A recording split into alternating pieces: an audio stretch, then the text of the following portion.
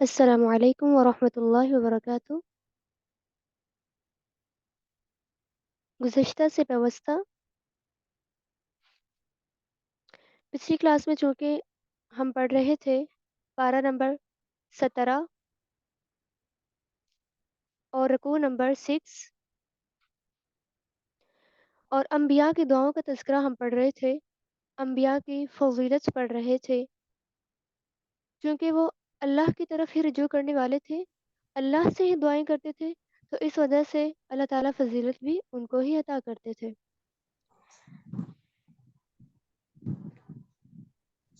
تو آیت نمبر 81 میں ہم نے پڑھا تھا کہ سلیمان علیہ السلام اور داود علیہ السلام، اللہ تعالیٰ نے ان کی حکمت کے بارے میں بتایا۔ اس کے بعد آیت نمبر 83 سے ایوب علیہ السلام کا تذکرہ جاری ہے۔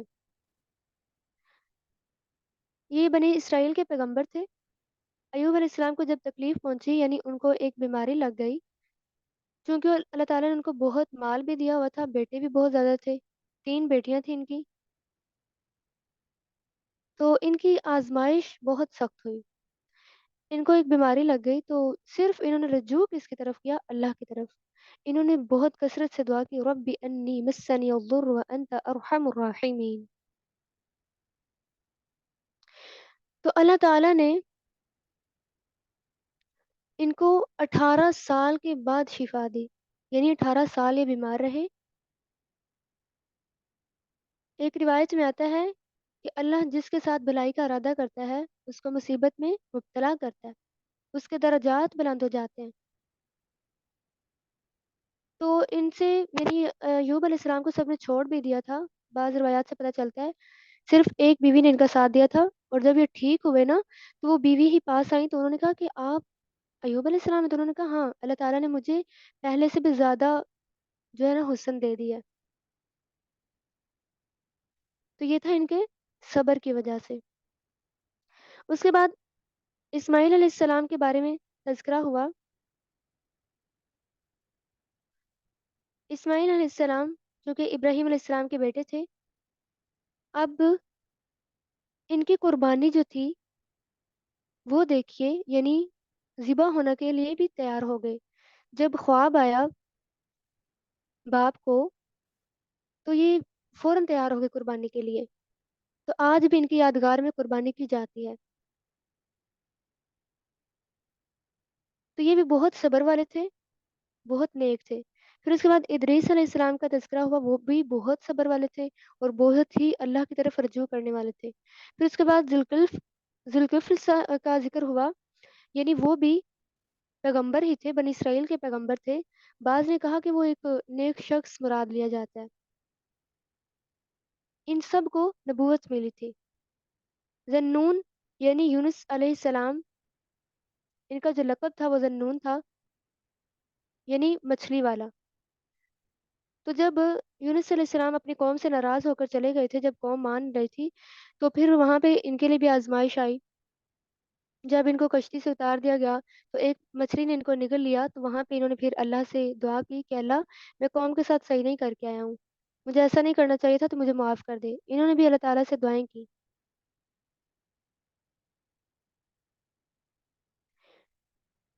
تو ان کی دعا کیا تھی؟ لا الہ الا انت سبحانک انی کنت من الظالمین، کہ اللہ تو ہی پاک ہے، میں تو ظالموں میں سے ہوں، یعنی میرے سے غلطی ہو گئی، اعتراف کیا انہوں نے بھی۔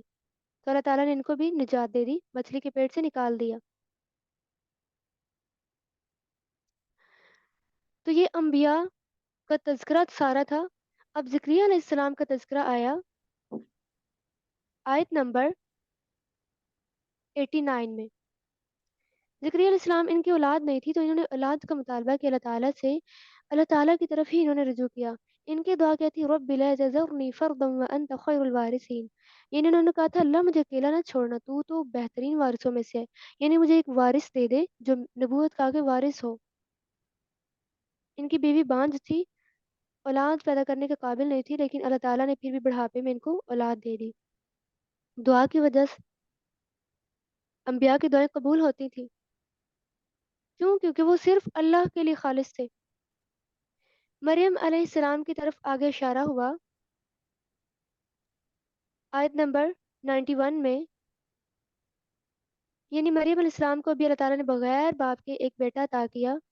جب جبریل علیہ السلام ان کے پاس آئے تو مریم علیہ السلام نے کہا کہ مجھے تو کسی انسان نے بھی نہیں چھوا، تو اللہ نے یہ عزت اور شرف کو نصب کیا، یعنی روح پھونکی، تو اللہ تعالیٰ نے ان کو بھی بیٹا عطا کیا۔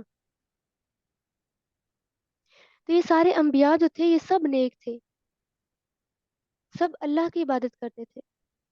تو اللہ تعالیٰ آگے فرما رہے ہیں آیت نمبر 95 میں، فَمَن يَعْمَلْ مِنَ الصَّالِحَاتِ وَهُوَ مُؤْمِنٌ، جو بھی کوئی نیک عمل کرے گا وہ مومن ہی ہے، اس کی کوئی ناقدری نہیں کی جائے گی۔ کسی کی کوشش اب ہے جنت کے لیے، اللہ تعالیٰ اس کی ناقدری نہیں کریں گے، اس کو نوازیں گے اس کے انعام سے۔ تو پھر اس کے بعد قیامت کا تذکرہ کیا 96 آیت سے، کہ اس دن کیا ہوگا، یاجوج ماجوج کھول دیے جائیں گے اور وہ ہر جگہ پہ جائیں گے۔ اس دن لوگوں کی جو نگاہیں ہیں وہ ایسے کھلی کے کھلی رہ جائیں گی، آج کیا ہو گیا، افسوس کریں گے۔ کون؟ ظالم، جو غفلت میں تھے۔ تو اس لیے غافل نہیں رہنا چاہیے۔ جو اللہ کی عبادت نہیں کرتے تھے، اللہ کے سوا کسی کو پکارتے تھے، اس دن جہنم کا ایندھن ہوں گے۔ قیامت کے دن کافروں کا حال کیا ہوگا؟ آیت نمبر 99 سے بتایا جا رہا ہے کہ وہاں پہ چیخیں گے، کوئی بھی ان کی آواز نہیں سنے گا۔ تو اللہ تعالیٰ فرمائیں گے یہ میری رحمت سے آج دور کر دیے گئے۔ گھبراہٹ ہوگی ان پہ، بہت زیادہ غمگین ہوں گے۔ اس دن تو قیامت کا منظر یہ ہے کہ اس دن تو آسمان جو ہے وہ لپیٹ دیا جائے گا، دوبارہ تخلیق ہوگی سب کی، سب کا حساب لینے کے لیے۔ تو اللہ تعالیٰ نے جو انبیاء کی طرف وحی کی تھی وہ سب کو ڈرانے کے لیے ہی تو کی تھی، اللہ تعالیٰ نے اپنا تعارف کروانے کے لیے ہی تو کی تھی۔ آیت نمبر 108 میں بتایا گیا، پھر اس کے بعد بتایا جو کوئی منہ موڑے، یعنی خبردار کرنے کے بعد بھی، تو وہ اپنا وعدہ پالے گا، یعنی جو منہ موڑے گا اس کا وعدہ پھر کیا ہوگا؟ جہنم ہی۔ تو اللہ تعالیٰ تو اپنے وعدے کے خلاف نہیں کرتے، ایک مدت تک وہ وعدہ آ جائے گا، فائدہ اٹھانے والے اپنا فائدہ اٹھا لیں گے۔ فرمایا قول رب احکم بالحق، اے میرے رب یہ حق کے ساتھ فیصلہ کر دیجئے، وربنا الرحمن المستعان علی ما تصفون، اے ہمارے رب رحمان، یعنی المستعان جس سے مدد طلب کی جاتی ہے، یعنی اللہ سے ہی مدد طلب کرتے ہیں انبیاء، نیک لوگوں کو بھی اللہ سے ہی مدد مانگنی چاہیے، ہر ایک کو۔ تو جو کوئی منہ موڑے تو پھر اپنا انجام دیکھ لے گا۔ اللہ تعالیٰ ہر ایک کا خاتمہ اچھا کرے، اپنے اچھے خاتمے کے لیے بہت زیادہ دعائیں کرنی چاہیے۔ اللہم انی اسألک حسن الخاتمہ۔ اس کے بعد سورہ حج سٹارٹ ہو رہی ہے، پارہ نمبر 17 یہ سورہ حج سٹارٹ ہو رہی ہے، تو اس کے بارے میں ہم دیکھ لیتے ہیں۔ سورۃ الحج یہ قرآن کی عجیب صورتوں میں سے ہے، یعنی کچھ حصہ مکی ہے اور کچھ مدنی ہے، کچھ سفر میں نازل ہوا اس کا حصہ، کچھ حضر میں نازل ہوا، یعنی کچھ گھر میں اور کچھ باہر۔ تو حج جو ہے انسان کو قیامت کی یاد دلاتا ہے، کیونکہ اس میں جو کمپیریزن یہ ہے کہ حج میں بھی لوگ اکٹھے ہوتے ہیں اور قیامت کے دن بھی سب اکٹھے ہوں گے۔ حج میں بھی سب انتظار کر رہے ہوتے ہیں کہ کب مطلب شروع ہوگا، کب یہ کریں گے یہ کریں گے، تو وہاں پہ بھی سب انتظار کر رہے ہوں گے کہ کب ہمارے اعمال نامہ ہمیں ملیں گے۔ شدید گرمی ہوگی، ادھر بھی اب حبس ہوتی ہے، گرمی ہوتی ہے، تو قیامت کے دن بھی شدید گرمی ہوگی، سیم قیامت کے منظر سے اس کو تشبیہ دی گئی۔ تو اسی لیے شروع میں ہی قیامت کا تذکرہ آ گیا، یا ایہا الناس اتقوا ربکم، یعنی اللہ تعالیٰ نے حج اور قیامت کو بالکل مماثلت پہ رکھا ہے۔ تو شروع کرتے ہیں، بسم اللہ الرحمن الرحیم، یا ایہا الناس اتقوا ربکم ان زلزلۃ الساعۃ شیء عظیم، اے لوگو ڈرو اپنے رب سے، بے شک قیامت کا زلزلہ بہت بڑی چیز ہے. وہ کیا بڑی چیز ہے، کیا ہے قیامت؟ اس دن ہر دودھ پلانے والی، ہر جو ہے دودھ پلانے والی اور حمل والی ہم اپنا حمل گرا دے گی، اور سب غافل ہو جائیں گے اپنے اپنے کاموں سے. صرف سب کا جو توجہ ہے، سب کا دھیان صرف ایک میدان میں ہوگا. اللہ کے آگے سارے کھڑے ہوں گے عاجزی کے ساتھ، نشے کی حالت میں. تو اس دن بھٹکنے والوں کا انجام کیا ہوگا؟ جو لوگوں سے جھگڑتے تھے اللہ کے بارے میں، شیطان کی پیروی کرتے تھے، ان کے لیے دوزخ ہوگی، عذاب ہوگا. اسی لیے تمام لوگوں سے خطاب کیا آیت نمبر 5 میں، یا ایہا الناس ان کنتم فی ریب من البعث، یعنی تم اٹھنے کا انکار کرتے ہو. وہی ہے جس نے تمہیں مٹی سے پیدا کیا، نطفے سے پیدا کیا، پھر گوشت کی بوٹی بنایا، ایک شکل بنائی، پھر اس پہ اللہ تعالیٰ نے دیکھیں کس کس طرح سے شیپ بنائی انسان کی، پھر ماں کے رحم سے نکالا. یہ سب کون کر رہا ہے؟ پتا اتنے کیا پردوں بولنے میں کا حفاظت کر رہا ہے. وہی ہے جو فوت کرے گا، لٹائے گا اللہ دوبارہ. کرنے والا اللہ بڑھاپے میں بھی انسان کو وہی لٹاتا ہے، پھر جب موت کے بعد اللہ تعالیٰ لٹائیں گے تو وہ رب ہی ہے جو لٹائے گا سب کو. اس کے آگے کوئی مشکل نہیں ہے، کیونکہ اس کے لیے پہلی دفعہ پیدا کرنا مشکل نہیں ہے، تو دوسری دفعہ کس طرح؟ جو کہ سب کچھ کر رہا ہے، پوری کائنات کا اتنا بڑا نظام چلا رہا ہے، تو اس کے لیے پیدا کرنا، دوبارہ اٹھانا کوئی مشکل نہیں ہے. اسی لیے آگے قدرت کی نشانیوں سے واضح کر دیا گیا، وَتَرَى الْأَرْضَ هَامِدَةً، یعنی زمین کو نہیں دیکھتے، وہ خشک بنائی اللہ تعالیٰ نے. پھر اسی کے اوپر اللہ تعالیٰ پانی برساتے ہیں آسمان سے، پھر نباتات اگاتی ہے. یہ کون کر رہا ہے؟ وہ رب حق ہے، حقیقی ہے.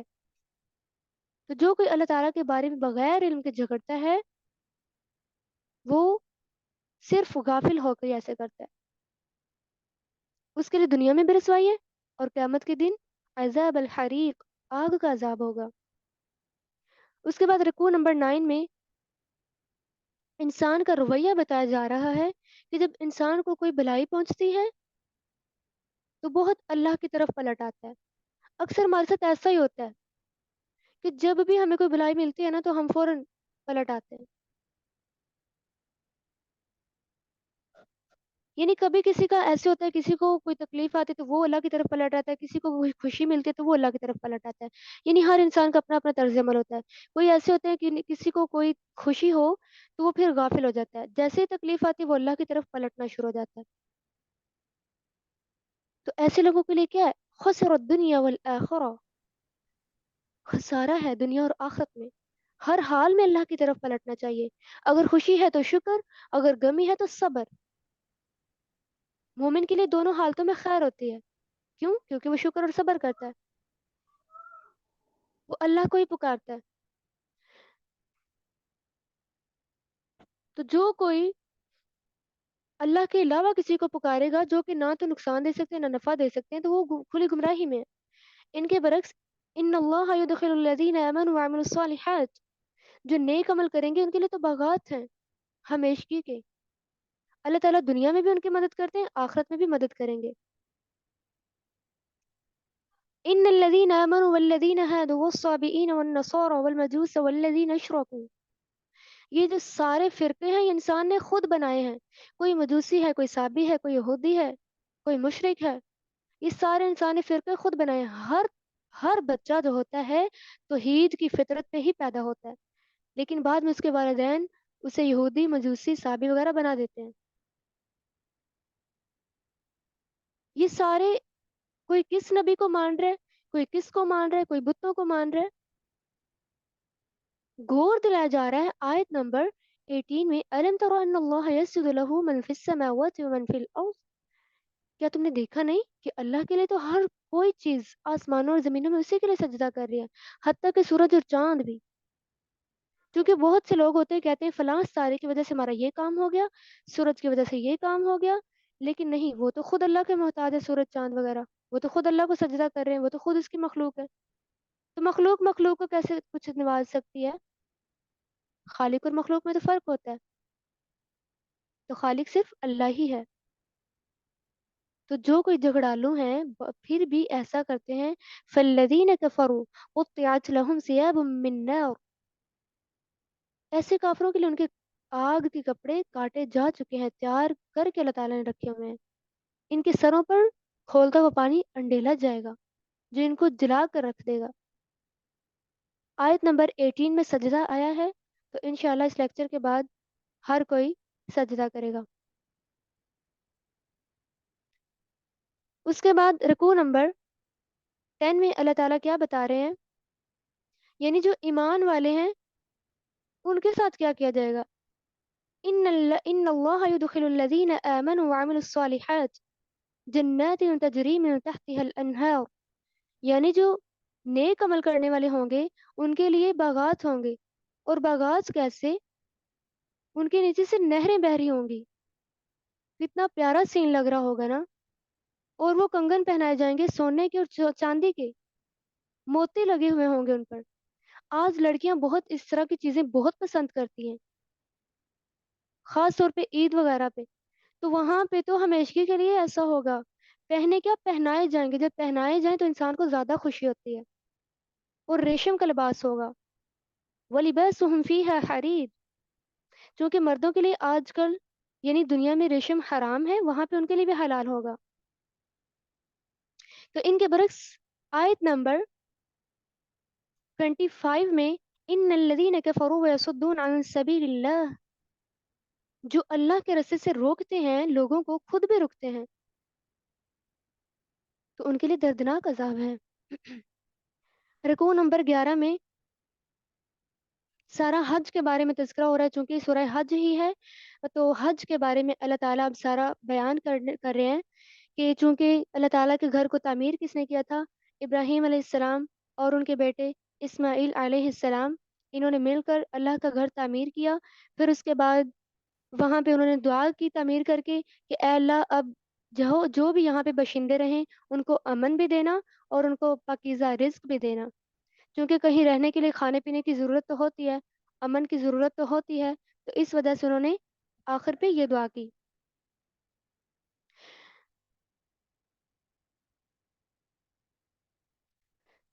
تو بار بار یہی دعائیں کر رہے تھے.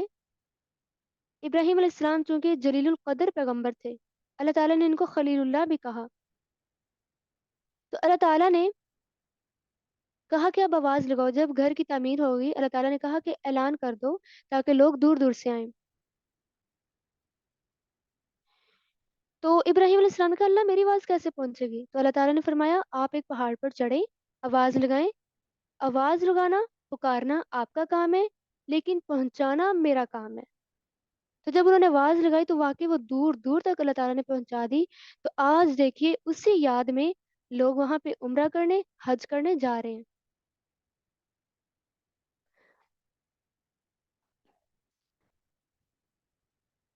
اللہ تعالیٰ سے دعا ہے کہ اللہ تعالیٰ ہمیں بھی بار بار اپنے گھر میں لے کے جائے. تو اللہ تعالیٰ کے گھر کی صفائی کی فضیلت بتائی جا رہی ہے، چونکہ اللہ تعالیٰ نے فرمایا کہ اس گھر کی صفائی بھی رکھنی ہے. اب ظاہری صفائی اور باطنی صفائی، یہ دو طرح کی صفائی ہوتی ہیں. ظاہری صفائی یعنی ڈسٹ وغیرہ یہ صاف کرنا، جھاڑو وغیرہ یہ سارا کچھ لگا دینا. لیکن جو باطنی صفائی وہ بہت امپورٹنٹ چیز ہے. وہ کیا ہے؟ شرک سے. شرک سے بچانا ہے اس گھر کو. شرک چونکہ ناپاکی ہوتی ہے تو اللہ تعالیٰ کا گھر پاک ہے، تو اس ناپاکی کو یہاں پہ نہیں آنے دینا، چونکہ اس لیے مشرک کے لیے وہاں پہ جانا حرام ہے، وہ نہیں جا سکتا وہاں پہ. بت پرست وہاں پہ نہیں جا سکتا. اسی لیے تو آج کل وہاں پہ چیکنگ بھی ہوتی ہے اسپیشل.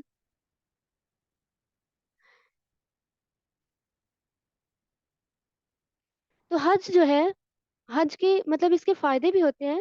یہ ایک فریضہ ہے یعنی فرض ہے جو ادا ہو جاتا ہے، وہاں پہ دعائیں بہت زیادہ قبول ہوتی ہیں.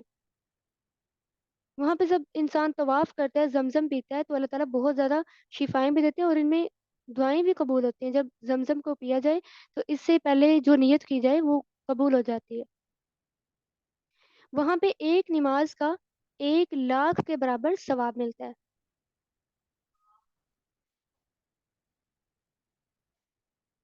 تو طواف کا جو اجر ہے وہ غلام آزاد کرنے کے برابر ہے، کیونکہ آج کل غلام کرنا تو بہت بہت مہنگا ہوتا ہے.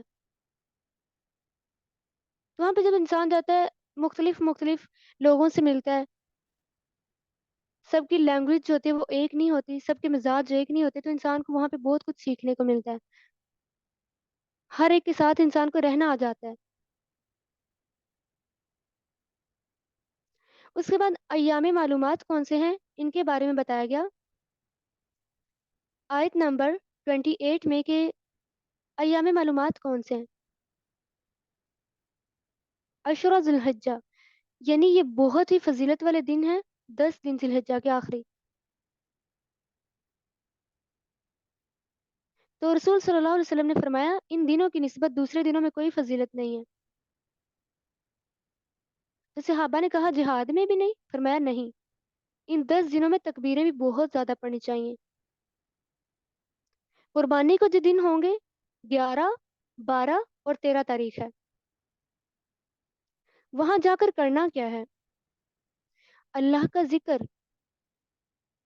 شاعر اللہ کو جب بھی دیکھیں، یعنی شاعر اللہ وہ ہوتا ہے کہ جو بھی عبادت کی جگہ ہے جس کو دیکھ کر اللہ تعالیٰ یاد آئیں، تو وہاں پہ جا کر بہت زیادہ ذکر کرنا ہے تاکہ اللہ تعالیٰ یاد آئیں۔ تو نظروں کو پورا کرنا بھی بہت ضروری ہے۔ اکثر لوگ نظر مانتے ہیں کہ ہم وہاں جا کر یہ کریں گے، قربانی کریں گے، لیکن پوری نہیں کرتے۔ تو نظر جو ہوتی ہے اگر اس کو انسان مان لیتا ہے تو وہ واجب ہو جاتی ہے، اس کو پورا کرنا واجب ہو جاتا ہے۔ طواف کتنی طرح کا ہے؟ 3 طرح کا: طواف قدوم، طواف حج، طواف وداع۔ قدوم سب سے پہلا، پھر حج، پھر طواف الوداع جب انسان واپس آتا ہے۔ الوداع ہوتا ہے نا جب انسان چھوڑ کر کسی کی چیز کو آگے جانا چاہتا ہے، یعنی واپسی ہوتی ہے، تب اسے کہتے ہیں طواف وداع۔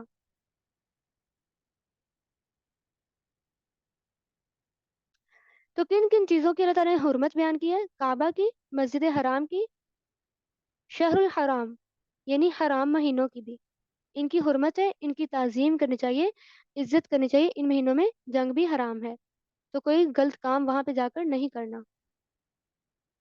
تو وہاں پہ جا کے مومن کو بھی نقصان نہیں پہنچانا، مومن کی حرمت بھی ہے ادھر، عزت اور اس کے مال اور اس کی جان کی حفاظت کرنی چاہیے۔ فجتنبوا الرجس، وہاں پہ جا کے کرنا کیا ہے؟ ایسی جو ناپاکی ہے، یعنی کہ یہ شرک وغیرہ، وہاں پہ جا کے اس چیز سے بچنا ہے۔ وجتنبوا قول الزور، ایسی باتوں سے بھی بچنا ہے جو خود گڑی ہوئی ہوں۔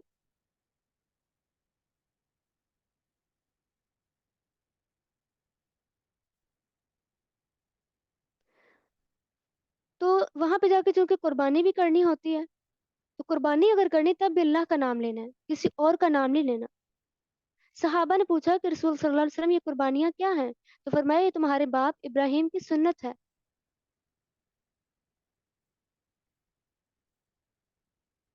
تو اس وجہ سے سنت ابراہیمی کو اپناتے ہوئے قربانی بھی وہاں کرنی ہوگی۔ تو یہ سارے کام کون کرتا ہے؟ وبشر المخبتین، عاجزی کرنے والے۔ تو وہ عاجزی کرنے والے کون ہیں؟ الذین اذا ذکر اللہ وجلت قلوبہم، یعنی جب اللہ کا ذکر کیا جاتا ہے تو ان کے دل ڈر جاتے ہیں۔ صبر کرنے والے ہوتے ہیں کب؟ جب انہیں کوئی مصیبت پہنچتی ہے۔ اور نماز قائم کرنے والے ہوتے ہیں، اور جو انہیں رزق دیا جائے اس میں سے خرچ کرتے ہیں۔ اب دیکھیے نماز اور زکوٰۃ اور خرچ کرنا، ان کا آپس میں بہت ریلیشن ہے۔ اللہ تعالیٰ نے ہر جگہ ان دونوں چیزوں کو بہت اکٹھا رکھا ہوا ہے، ان کی امپورٹنس بہت زیادہ ہے، اہمیت بہت زیادہ ہے۔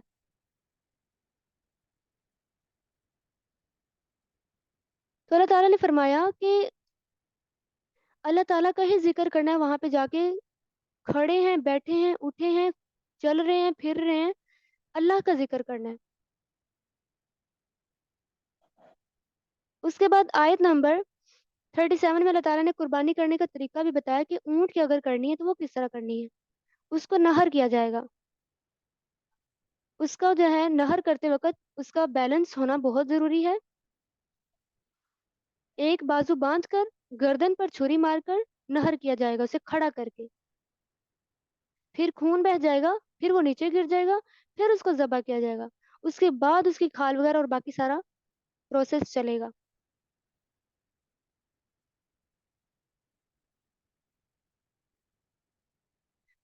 تو یاد رہے وہاں پہ جا کے کوئی خیانت نہیں کرنی، یعنی اپنے پاس سے کوئی چیز نہیں گھڑنی۔ اللہ تعالیٰ تو سب کو دیکھ رہے ہوتے ہیں۔ تو اللہ تعالیٰ کہہ رہے ہیں جو اپنے گھروں سے نکالے گئے بغیر حق کے، یعنی اب انسان ظاہری بات ہے جنگ کے لیے اور ایسے کام کے لیے گھر سے تو نکلتا ہی نکلتا ہے، تو صرف کرنا کیا، کثرت سے اللہ کا ذکر. تو اگر اللہ کی مدد کریں گے تو اللہ تعالیٰ مدد کرے گا انسان کی. اللہ کی مدد کیا ہے کہ اس کے دین کو پھیلانا، اس کا ذکر کرنا. تو فرمایا الذین ان مکناہم فی الارض، آیت نمبر 41 میں ہے کہ جو نماز قائم کرتے ہیں، زکوٰۃ ادا کرتے ہیں، نیکی کا حکم دیتے ہیں، برائی سے روکتے ہیں، ان کے لیے اچھا انجام ہے. پھر اس کے بعد جھٹلانے والوں کا انجام بتایا آیت نمبر 42 میں کہ قوم سمود تھی، قوم نوح تھی، قوم عاد تھی، قوم ابراہیم، قوم لوط، اصحاب مدین، سب کے ساتھ کیا ہوا، ان سب نے جھٹلایا، انہوں نے نہیں کچھ بھی مانا، حکم نہیں مانا، تو ان کے ساتھ کیا ہوا، سب کے سب ہلاک ہو گئے. حالانکہ بہت مضبوط تھے ان کے قلعے بھی، ان کے گھر، ان کی طاقت بہت زیادہ تھی. کیا یہ روک سکے اللہ کو؟ نہیں، سارے ہلاک ہو گئے. تو یہ متکبرین جو مشرکین تھے، ان کا مطالبہ کیا ہوتا تھا، کہتے تھے کہ اگر ہمارے سے عذاب ہلکا کیا جائے گا تب ہم مان جائیں گے. اللہ تعالیٰ فرما رہے ہیں کہ اگر ان سے دور کر بھی دیا جائے نا تو یہ پھر بھی نہیں مانیں گے. تو کتنی ہی بستیاں تو اللہ تعالیٰ نے ان کو ڈھیل دی جبکہ وہ پھر بھی ظلم کرنے والی تھی، تو اللہ تعالیٰ نے ان کو پکڑ لیا. یہ اب واقعات سے یاد کروایا جا رہا ہے کہ ہم نے نہیں ایسا کرنا، حکم ماننا ہے جب بھی آ جائے. اس کے بعد رکوع نمبر 14 میں آپ صلی اللہ علیہ وسلم سے خطاب ہے، حکم عام ہے سب لوگوں کی طرف. قل یا ایہا الناس انما انا لکم نذیر مبین، یعنی فرمایا ان سے کہہ دیجئے لوگوں سے کہ میں تمہارے لیے ڈرانے والا ہوں کھلم کھلا. یعنی نبی کے آنے کا مقصد ہے تو جو کوئی ایمان لایا نیک عمل کرے گا ان کے لیے بخشش ہے اور عزت کی روزی ہے، اور ان کے برعکس جو انکار کریں آیات کا، مذاق اڑائیں، تو ان کے لیے جہنم ہے. تو اللہ تعالیٰ فرما رہے ہیں کہ یہ جو شیطان ہے نا، یہ انسان کے پڑھنے میں بہت زیادہ وسوسے ڈالتا ہے. کیونکہ جب آپ صلی اللہ علیہ وسلم تلاوت کرتے تو شیطان اس میں بہت زیادہ وسوسہ ڈالتا تھا، تو لوگوں کو صحیح بات سمجھ نہیں آتی تھی. تو اللہ تعالیٰ فرما رہے ہیں کہ اللہ تو جاننے ہی والا ہے، جو بھی وسوسے اس طرح کے ڈالتا ہے اس کو اللہ تعالیٰ جاننے والا ہے. تو جو نہیں سنتے ان کے دل سخت ہو جاتے ہیں، والقاسیۃ قلوبہم، تو ان ظالموں کے لیے جو نہیں مانتے، جو نہیں سنتے، ان کے دلوں کی سختی ہے. اور وہ سختی کیوں ہے؟ شیطان کی بات مانتے ہیں، گناہوں کی وجہ سے، سخت مخالفت میں. یہ سب کچھ اللہ تعالیٰ نے کیوں بیان کیا؟ تاکہ علم والے جان لیں یہ حق ہے آپ کے رب کی طرف سے، ان کے دل عاجزی کریں، عاجز بن جائیں وہ. تو اللہ تعالیٰ ایمان والوں کو سیدھے رستے کی طرف لانا چاہ رہے ہیں یہ سارے واقعات بیان کر کے. تو اس دن یعنی بادشاہت اللہ کے لیے ہوگی آج بھی، اور قیامت کے دن بھی اللہ کے لیے بادشاہت ہوگی، وہی فیصلہ کرے گا. تو جو نیک عمل کرنے والا ہوگا ان کے لیے باغ ہوں گے، والذین کفروا وکذبوا، ان کے برعکس جو جھٹلانے والا ہوگا، کفر کرے گا، تو ان کے لیے دردناک عذاب ہوگا، رسوا کرنے والا. تو اس کے بعد رکوع نمبر 15 میں بتایا کہ جو اللہ کی خاطر ہجرت کرتے ہیں پھر اللہ کی راہ میں ہی مر جاتے ہیں، یعنی شہید ہو جاتے ہیں، تو ان کے لیے اللہ تعالیٰ کے پاس بہت اچھے رزق ہیں. چونکہ انسان اسی لیے نہیں جاتا جنگ وغیرہ میں یا اسلام کے لیے کہ میں مارا جاؤں گا، تو جو اس ڈر کو ختم کرتے ہوئے اللہ کی خاطر جاتا ہے تو اللہ نے اس کے لیے کیا کیا تیار کر رکھا ہے. تو یاد رکھیے اگر کوئی جنگ میں کسی مسلمان کو مار رہا ہے یا کسی کو، تو زیادتی نہیں کرنی، زیادہ نہیں مارنا، کیونکہ اللہ تعالیٰ تو دیکھ رہے ہوتے ہیں. ذَلِكَ بِأَنَّ اللَّهَ يُولِجُ اللَّيْلَ فِي النَّهَارِ، وہ تو رات اور دن کو بھی جانتا ہے، اس کو داخل کرتا ہے رات کو دن اور دن کو رات میں، یعنی دن رات اور رات اور دن یہ آپس میں اختلاف ہے، ایک دوسرے کے بعد آتے جاتے ہیں. سب کچھ اللہ تعالیٰ دیکھ رہے ہیں، سب کچھ جان رہے ہیں.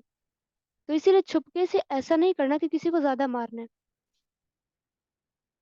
وہ تو ہر چیز کو جانتا ہے، وہ تو آسمان سے پانی اتارتا ہے، اس کے لیے کیا مشکل ہے، وہ کسی کو دیکھ نہیں سکتا؟ اس کے لیے تو آسمان اور زمین ہے، اس نے تو ہر چیز کو مسخر کیا، کشتیوں کو سمندر میں چلا رہا ہے، وہ تو آسمان کو تھامے ہوئے ہے تاکہ وہ زمین پر نہ گر جائے. تو کیا وہ ہر چیز کو نہیں جاننے والا؟ وَهُوَ الَّذِي أَحْيَاكُمْ، وہی ہے جس نے تمہیں زندہ کیا، پھر موت دے گا، پھر زندہ کرے گا. لیکن انسان بہت ناشکر ہے. انسان ماننے کو تو پھر بھی نہیں آتا، پھر بھی تعویلیں کرتا ہے انسان. تو اللہ تعالیٰ آپ صلی اللہ علیہ وسلم سے کہہ رہے ہیں کہ آپ نے جھگڑا نہیں کرنا ان سے کسی معاملے میں، ان کو صرف اللہ کی طرف دعوت دینی ہے، پھر آپ سیدھے رستے پر ہوں گے.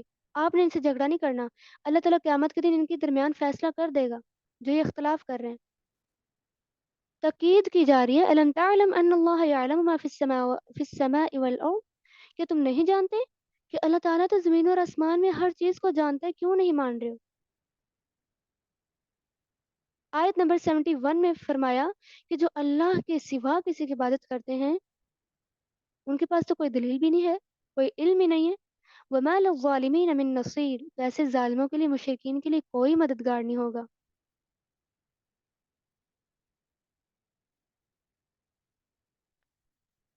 تو فرمایا جب ان کے پاس یعنی آیات پڑھ جاتی ہیں تو ان کے چہرے کیسے ہو جاتے ہیں کافروں کے، ناگواری محسوس کرتے ہیں. فرمایا ان کے لیے آگ ہے، کافروں کا وعدہ یہی ہے، ٹھکانہ ان کا صرف جہنم ہی ہے. اس کے بعد آخری رکوع میں، رکوع نمبر 17 میں اللہ تعالیٰ بیان کر رہے ہیں یا ایھا الناس ضرب مثل فاستمعوا له. یعنی ہر چیز کے اللہ تعالیٰ نے مثال بیان کی. اللہ تعالیٰ حق کو بیان کرتے ہوئے شرماتے نہیں ہیں. چونکہ مشرکین کہتے تھے یہ تو مثالیں مثالیں ہیں، یہ کتاب گھڑی ہوئی ہے، تو اللہ تعالیٰ مثال اس لیے بیان کرتے ہیں تاکہ سمجھ آ جائے. تو اس کے بعد اللہ تعالیٰ شرک اور توحید کی مثال بتا رہے ہیں. کیونکہ پورا پارہ جو تھا، پورے پارے میں یہی ہم نے پڑھا نا، توحید پہ کون ہے، شرک کون کر رہا ہے، اور اس کا انجام کیا ہے، اس کا انجام کیا ہے.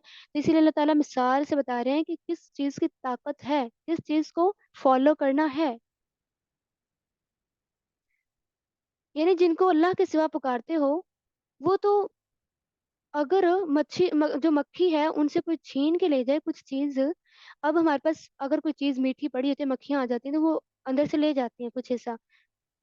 تو اللہ تعالیٰ فرما رہے ہیں کیا تم ان سے چھین سکتے ہو؟ پھر کچھ مکھی سے چھین سکتے ہو؟ کیا تم مکھی کا ایک پر بنا سکتے ہو؟ اس کا تم ایک پر بھی نہیں بنا سکتے، چاہے تم کتنے مرضی جمع ہو کر سارے اکٹھے مل کر بنانا شروع کر دو.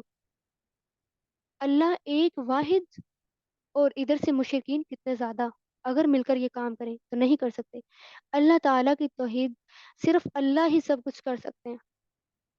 میں قدر اللہ حق قدری. لوگوں نے تو اللہ کی قدر کی ہی نہیں جس طرح اس کی قدر کرنے کا حق تھا، جس طرح اس کو ماننے کا حق تھا. وہ تو زبردست ہے، وہ تو اکیلا سب کچھ کر سکتا ہے. یعلم ما بین ایدیہم وما خلفہم.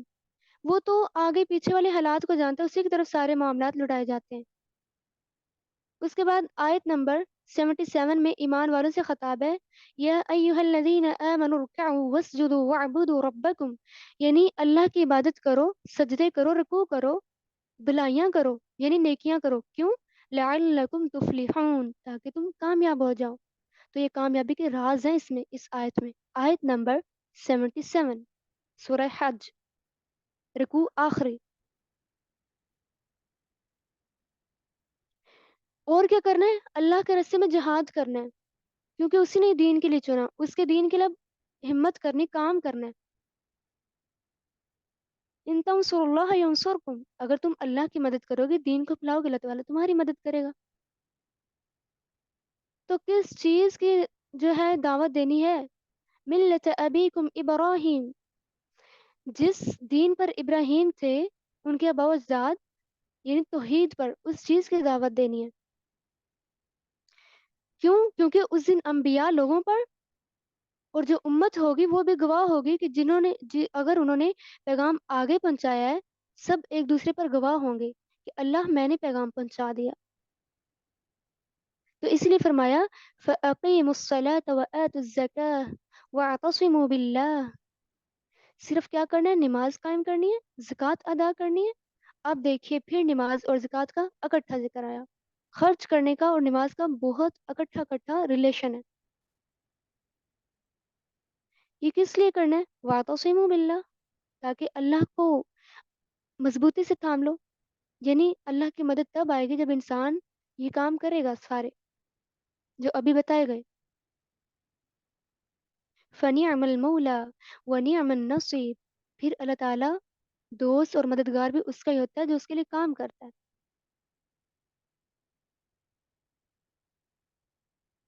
تو اسی لیے اللہ کے دین کی جو ہے توحید کی جو ہے دعوت آگے پہنچانی چاہیے. ابراہیم علیہ السلام کا طریقہ اپنانا چاہیے کہ وہ توحید کی کس کس طرح سے دعوت دیتے تھے. آج لوگوں نے کیا فرقے گھڑ رکھے ہیں، دیوبند، کوئی حنفی ہے، کوئی شیعہ ہے، کوئی کیا ہے، کوئی کیا ہے، سب نے اپنے فرقے خود بنائے ہوئے ہیں. اللہ نے انسان کی فطرت توحید پر ہی رکھی ہے، لیکن دنیا میں آ کر والدین پہ ڈیپینڈ کرتا ہے کہ وہ اپنے بچے کو کیسا بنانا چاہتے ہیں، تو وہ اسی رستے پہ اس کو چلا دیتے ہیں. پھر آگے سے کہتے کیا ہیں، پتہ نہیں یہ کیوں اس طرح کا بن گیا،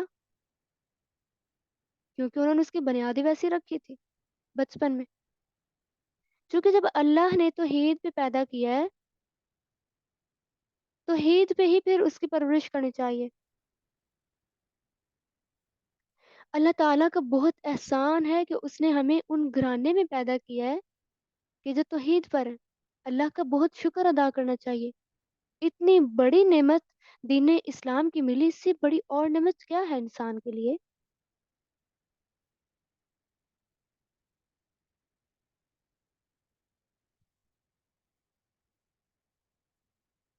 جب انسان دین کی طرف آتا ہے، اللہ کی طرف آتا ہے، تو سوچیے اور دیکھیے بہت اللہ تعالیٰ مدد کرتے ہیں انسان کی.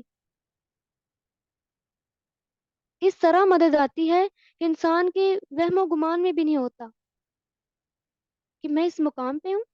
یہ سارا دین کی وجہ سے ہوتا ہے، اسلام کی وجہ سے ہوتا ہے، صرف اللہ کو پکارنے کی وجہ سے ہوتا ہے. انبیاء کو درجات اس وجہ سے تو ملے.